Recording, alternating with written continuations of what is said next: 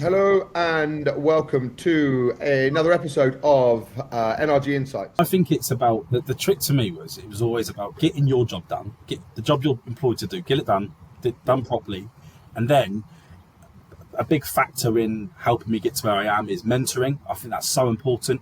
It doesn't cost. It's an hour a month. You can literally. So I've had mentoring with senior credit managers, with relationship directors officially, and then there's a lot of the other credit managers, relationship directors. Without even agreeing it, become my mentors. I just ring them up unannounced and ask Yeah, do you know what? questions. I always say that about people. I'm like, you're my mentor, you don't even know it. I will Literally, phone you and I'll have advice from you, and you can't put the phone down because you're a yeah. client. And I see they're available. I see they're available on Teams and ring them just unannounced. exactly. You're right. Let's But corner them. you're right in what you say there. You don't have to wait for that to be a mentorship program. Like you're surrounded by great people, right? Yeah, I So am. Yeah, to utilize all of that is the difference maker. All I'm hearing, and I will get this at the end of this series, I'm going to put it all together because I'm hearing the same thing from the young guys who are becoming more successful. It's like they're willing to learn off of people. You're surrounded by good people, like utilize it. I think it's mad that we don't know what we don't know. You know, at the beginning. yeah. And I think it's about not trying to be the most knowledgeable in the room and dropping your ego and actually going. I've not, being in a meeting. The real test is when you're in front of an experienced borrower, broker, or a senior credit manager, and then you realise actually you Yeah, don't know anything, but you yeah. do. But that's cool, though, isn't it? It's not if you're the biggest fish in the pond, you're in the wrong pond, right? You can't. Exactly. You need to be, especially as you're starting your career. Exactly, and I think that's another thing. It's saying I don't understand what you're talking about, rather than nodding and going along with it. Say Yeah, I yeah, don't have a yeah, clue what you're talking about. Can you explain it? And yeah, even if I explain it and you don't understand, say sorry. Can you go through that again? Even with the solicitors, you can come across all sorts of technical jargon and stuff, and you've just got to sort of really make sure you understand it. And one rule I have is I never send an email unless I understand what I've written, because yeah. sometimes you can regurgitate what you've been told by Forward it on, somebody else. yeah, yeah, I never do that. So I'm that person that's like, what does that mean? What does that mean? And you have to do that because if yeah, you yeah. get a phone call and they ask you what the email you've just sent, you need to be able to answer it. But it's And, twofold, isn't it? And also you're learning, so yeah, you can explain to that person, but also, and you might find a way because lawyers are great at tying you up in legal jargon. And actually, the beauty of sales, which we will go on to in a minute, because the one thing that really interests me is your move from kind of operations to sales, because yeah, that's what interests people.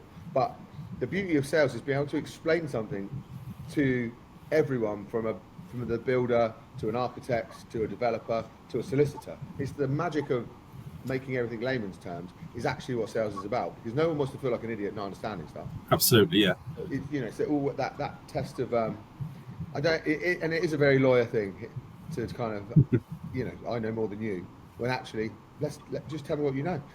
yeah. No, that's it. It's yeah, exactly. I think it is important just to kind of be able to pick up the phone. I think we're in an age now where people kind of sit behind emails and behind messages. I think having that old school mentality, just being able to pick up the phone and actually have a conversation with someone, it goes a long way. Yeah. I And you've think learned that quite quickly as well, right? Because you're right. A lot of people, especially in your generation of like phone isn't your main media either. Is that was our only media. So just in regards to kind of that level of communication is like something you've got to learn, right? Because you're not always on the phone as you're Snapchatting and on WhatsApp, etc. You know what I mean? Social media's changed so much that the phone isn't our normal way we do things now. So that's something you got to kind of learn. Yeah, absolutely. I think for me, like my like parents, my granddad's always kind of instilled in me that you have to be able to speak to people, right? Like about you have, and also by that means have to know a little bit about everything, Yeah. and really get like being able to just connect with people on a deeper basis. Really, like especially being in a relationship oriented industry, I think it goes the extra mile. Yeah. Kind of, there's a part where everything is transactional, but then if you can kind of pass that level and actually get to know the person behind the screen or behind the email, behind the phone, it goes a long way, especially especially in such a small industry like bridging. Yeah. Do you know what? Funny enough, I was having the same conversation with someone outside this industry the other day, just about how you separate yourself from other people. And it is that relationship management or being able to empathise with people and speak to people on a human basis. I think that's Yeah, the reason exactly. why we haven't been taken over by the robots just yet. And hopefully we stay like that for quite a while. Yeah. So how was it? Like obviously you're doing all those cold calls and that kind of thing, and like I said, you're spoke very highly of by brokers that I know. So you've clearly got there quickly. But how was it? Was there kind of an imposter syndrome about being young or not fully experienced, or were you just happy to kind of to dive in and have you had any barriers in regards to that? In regards to people or I suppose you don't know until you know.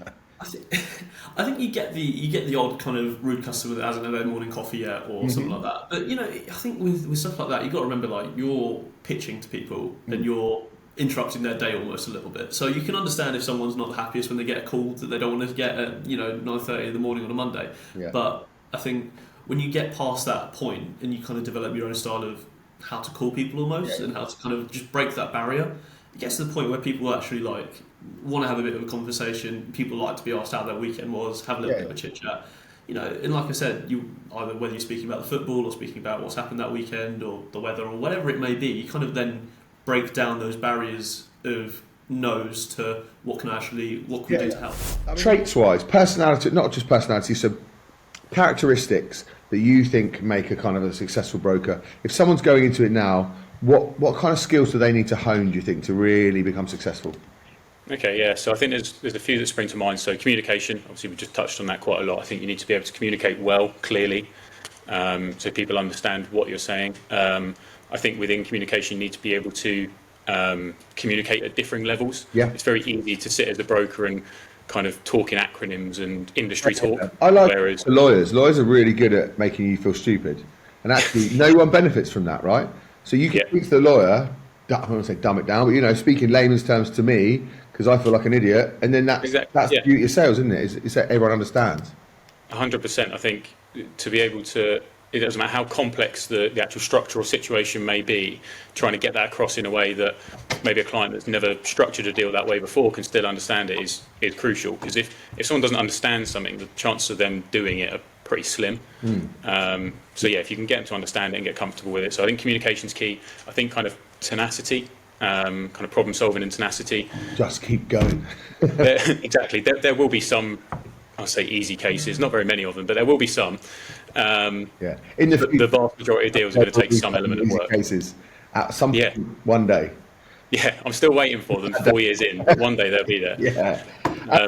Back to like the original. I mean, to be fair, you've been doing it long enough now. You should probably on the other podcast because you've risen up and you got to that director level now. So you're celebrating the two podcasts. But going back to that kind of coming into the industry, how you felt coming in. What do we need to do, like as an industry, as an older generation, as managers, leaders, whatever?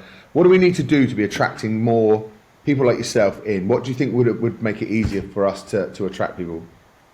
I think the support's a big one. So I've been very lucky. We've kind of been able to jump into a really supportive team with Kim and others that were here at the time. So support's massive. I think it can be really daunting, either changing industry completely or moving job, even in the, obviously you'll know this, but moving job even if within the same industry can be daunting as well. So support is big. Vision, right? I don't think you can't take it too lightly. It's it's huge. It's a shift in your whole life pattern. So I think the support's a really big one. I think another one is actually it's quite a sexy industry. Like obviously you've got people like me and you involved, which helps. But yeah, of course, yeah. I mean, it goes without saying, they see this and everyone will want to join. But in all seriousness, it is from the inside, right? And especially commercial, it's cool. Yeah. But how do you convey that to the outside? Because unless you're in it, you didn't think this was cool, right? This is not. Yeah. It's not the sexiest industry, but it is internally. But externally, I don't think we show it. I think mortgages are boring. What do you think the reason is? I know you guys. What I have discovered is doing this Rise and Star. I think it's very difficult to talk about you guys about how hard it is to get in when you're in. So I probably should interview people that aren't in. But what do you think from an inside maybe perspective? What has been the challenges of getting young people into the industry, and what can we do, us on the dinosaur, and what can we do to kind of combat that? I think it's perception more than anything else. I was saying to you off air as well that my wee brother, he's just graduated from uni and he's 21 years old, and when I told him, it was a few years ago, I'm going to be a mortgage advisor, he's like, okay. And that was it. He didn't have an understanding of what it was, what it meant, and he was like, and then I explained it to him, he's like, well, that sounds pretty dull, that doesn't sound very exciting. And I was like, well, it's because you're not in it, it's because you don't understand it, you don't understand the challenges. Me just saying, I get bank loans for people, it's yeah. And to be fair, if you explain anyone's job in layman's terms, unless you're a fucking stuntman, like, they all sound a bit boring, right? Because we do the same thing day in, day out. But it's not. I mean, you're right, though. It is a perception of people that mortgages isn't that interesting, because you have the perception of the old man, the old grey man who's the mortgage broker thing. But it's very different now, isn't it? But But how do we change that though? How do we change like those guys coming out of uni? How do we change their perception? Do you think, or how would it have worked when you were coming out? I think education is key. I think taking a leap of faith is pretty key as well. So recruitment drives need to go back. I think, I didn't know anything about the mortgage industry or insurances, protection, things like that. It was very much, I finished uni, I was like, I don't know what I want to be when I grow up, so let's ask around. So, I kind of did that off my own back, which was fine, but that's not going to be for everyone. Some people might have a rough idea of what they want to do. Like, I knew I wanted to work in finance, my dad did it, and I was very, very keen to do that. It was just what area I wanted to go into. And I was looking at doing, brokering for like the stock market and things like that, and that was an opportunity for me as well, but I thought this was a bit more grounded, it was a bit more day to day, and it was a bit more client facing. I quite like the client facing aspect. So it's maybe targeting the right people as well, because if you tell a person you'll be talking to clients every day, you'll be doing this, it's active, you'll have your admin days because every job does, but in general, you're speaking, you're running, you're building relationships, and there's also a sales aspect to that as well, where you've got to make sure that the client's number one got the right product for the mortgage, but also that mortgage is protected, which not a lot of people talk about, and that's I enjoy more than always been built into you, because obviously it came from new build protection is a big part of their business, isn't it? Is that so? That's been built into you from day one, because you'll be surprised how many 30, 40, 50-year-old brokers that I speak to now go, we just don't do it because we never were told it, and it's always been a bit of a scary thing for them, but absolutely. It's so important, right? Especially now, consumer duty, it's legally important. Oh yeah, it's huge, it's massive, and I think that's one of the perceptions as well that people don't quite get a hold of, is that now that I've got my mortgage, that's me done. It's like, no, it's not quite like that. So it's my job to convince them, or not convince them, but educate them of why it is important, and that's quite fun, because as long as you know what you're talking about, anything's fun to talk about. If you ask me about, like, my team won the Scottish Cup last weekend, that was amazing. If you ask me about anything for the last 30 years, I can tell you all misery, but we won on Saturday, and that was amazing. I'll tell you all about that, and that's fun for me to talk about because I know about it. So it's things like that. As long as you're educated, as long as you know, then you can talk about things freely, and that's fun to do. So it's the same with educating younger people as to these are the things you need to learn. They're not hard to learn. You just got to spend a bit of time, a bit of craft, and then you can educate people.